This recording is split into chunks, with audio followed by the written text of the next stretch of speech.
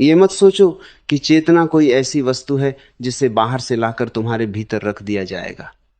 चेतना तो पहले से ही तुम्हारे भीतर मौजूद है, लेकिन वह धूल से ढकी हुई है।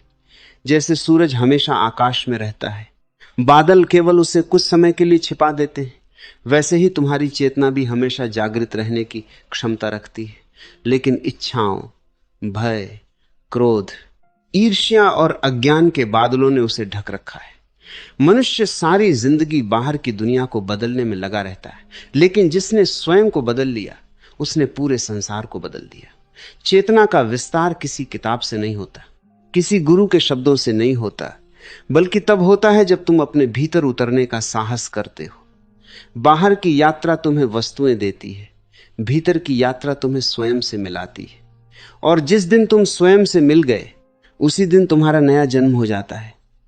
लोग पूछते हैं कि चेतना बढ़ती कैसे है। मैं कहता हूं, पहले यह समझो कि चेतना सिकुड़ती क्यों है। जब तुम हर समय दूसरों से तुलना करते हो, जब तुम्हारा मन हर पल भविष्य और अतीत के बीच झूलता रहता है, जब तुम अपने भीतर के मौन को सुनने के बजाय बाहरी शोर में खो जाते हो, तब चेतना सीमित हो जाती है। चेतना का विस्तार तब शुरू होता है जब तुम पहली बार बिना किसी निर्णय के स्वयं को देखने लगते हो। अपने क्रोध को देखो, लेकिन उसे दबाओ मत। अपनी वासना को देखो, लेकिन उससे लड़ो मत। अपने भय को देखो, लेकिन उससे भागो मत, केवल साक्षी बनो। देखने वाला और देखा जाने वाला अलग होते ही भीतर एक नई रोशनी जन्म लेती है। यही जागरण का पहला कदम है। ध्यान का अर्थ भी यही है कि तुम देखने की कला सीखो। अधिकांश लोग जीवन जीते नहीं, केवल प्रतिक्रिया करते हैं। कोई कुछ कह दे तो गुस्सा आ जाता है, कोई प्रशंसा कर दे तो अहंकार फूल जाता है, कोई अपमान कर दे तो दुख घेर लेता है। ऐसा व्यक्ति अपने भीतर नहीं जी रहा, वह दूसरों के हाथों की कठपुतली बन चुका है। चेतना का विस्तार तब होता है जब तुम्हारी डोर तुम्हारे अपने हाथ में आ जाती है, जब तुम तय करते हो कि परिस्थिति चाहे जैसी हो, तुम्हारा केंद्र अडिग रहेगा। यह स्थिरता धीरे धीरे भीतर एक विशाल आकाश का निर्माण करती है। उस आकाश में विचार बादलों की तरह आते हैं और चले जाते हैं, लेकिन तुम बादल नहीं रहते, तुम आकाश बन जाते हो। यही विस्तार है। जब मन छोटा होता है तो हर बात पर चोट लगती है। जब चेतना विशाल हो जाती है तो अपमान भी हवा की तरह गुजर जाता है। तुम देखते हो, मुस्कुराते हो और आगे बढ़ जाते हो, क्योंकि अब तुम्हारी पहचान शब्दों से नहीं, आत्मबोध से जुड़ चुकी होती है। जीवन का सबसे बड़ा भ्रम यही है कि हम अपने विचारों को ही अपना अस्तित्व मान लेते हैं, जबकि विचार तो केवल मेहमान हैं। वे आते हैं और चले जाते हैं। तुम वह नहीं हो जो सोचता है, तुम वह हो जो सोच को देख सकता है। इस अंतर को जिसने समझ लिया, उसकी चेतना में पहली बार कंपन उत्पन्न होता है।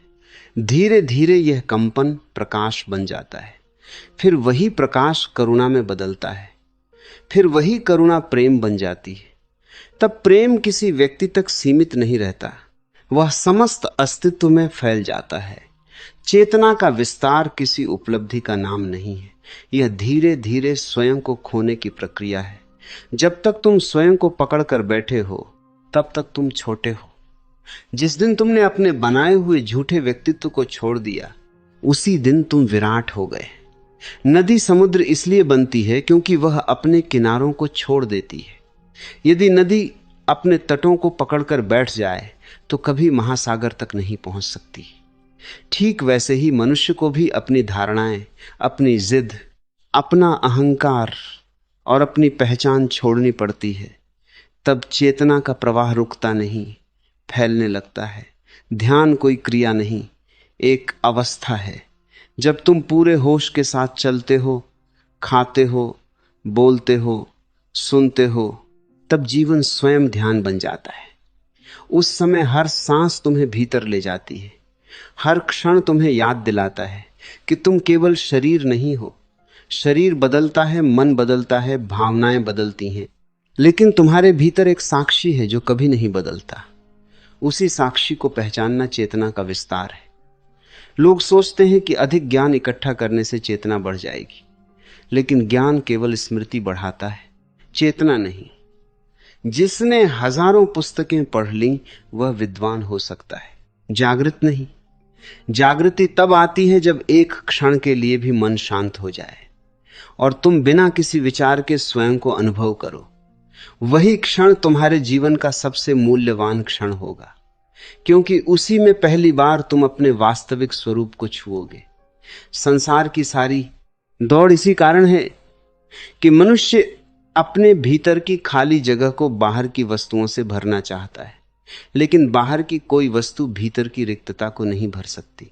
धन मिलेगा तो और धन चाहिए, सम्मान मिलेगा तो और सम्मान चाहिए, शक्ति मिलेगी तो और शक्ति चाहिए। यह भूख कभी समाप्त नहीं होती। चेतना का विस्तार तब होता है जब तुम समझ लेते हो कि जिसे खोज रहे हो वह पहले से तुम्हारे भीतर है। फिर खोज समाप्त हो जाती है और अनुभव शुरू हो जाता है। मौन का महत्व इसी कारण इतना अधिक है। मौन केवल शब्दों का अभाव नहीं, भीतर की हलचल का शांत हो जाना है। जब भीतर शांति उतरती है तब चेतना अपने आप फैलने लगती है। जैसे अंधेरे कमरे में दीपक जलते ही प्रकाश फैल जाता है, वैसे ही थोड़ी सी जागरूकता पूरे जीवन को बदल देती है।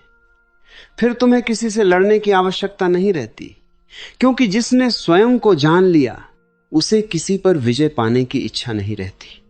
उसकी सबसे बड़ी जीत स्वयं पर होती है और यही जीत उसे मुक्त करती है।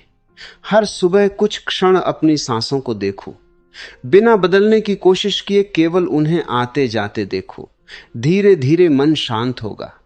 फिर अपने विचारों को देखो, उन्हें रोकने का प्रयास मत करो, केवल साक्षी बने रहो। कुछ दिनों बाद तुम्हें अनुभव होगा कि विचार पहले जितनी शक्ति नहीं रखते। फिर एक दिन ऐसा आएगा जब विचार होंगे लेकिन तुम उनसे अलग रहोगे। उसी क्षण चेतना का विस्तार शुरू होगा, जाएगा। फिर पेड़ केवल पेड़ नहीं रहेंगे, उनमें जीवन दिखाई देगा। पक्षियों की आवाज केवल ध्वनि नहीं रहेगी, वह संगीत बन जाएगी। हवा केवल हवा नहीं होगी, वह अस्तित्व का स्पर्श लगेगी। तब तुम पहली बार सचमुच जीना शुरू करोगे। यही आध्यात्मिकता का सार है। यह किसी धर्म विशेष का विषय नहीं, यह मनुष्य की आंतरिक संभावना है। जो भीतर उतरता है वही बाहर की दुनिया को सही रूप में देख पाता है।